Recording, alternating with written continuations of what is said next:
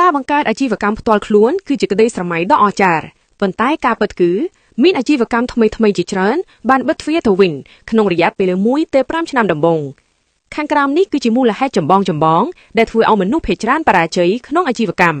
ម 1. ខ្វះតម្រូវការទីផ្សារ No market need នេះគឺជាមូលហេតុលេខ1មនុស្សភាគច្រើនបង្កើតផលិតផលឬសេវាកម្មតាមចំណង់ចំណូលចិត្តខ្លួនឯងជាជាងការដោះស្រាយបញ្ហារបស់អតិថិជន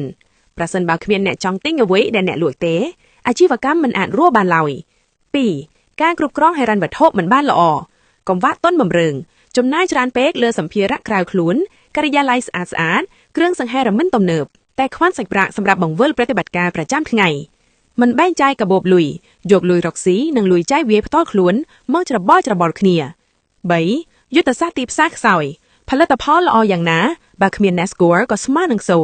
សហគ្រិនខ្លះគិតថាឲ្យតែផលិតផលល្អគង់តែមានអ្នកមកទិញទេ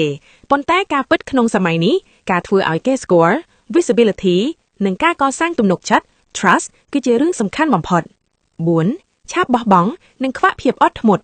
lack of resilience អាជីវកម្មមិនមែនជាផ្លូវដែលក្រាលដោយផ្កាកុលាបឡើយនៅពេលជួបឧបសគ្គឬលំមិនដាច់ក្នុងខែដំបូងមនុស្សភាគច្រើនមានអារម្មណ៍បាក់ទឹកចិត្តហើយសម្រេចចិត្តបិទអាជីវកម្មទាំងដែលវាមិនទាន់ដល់ចំណុចផ្ទុះនៅឡើយទេ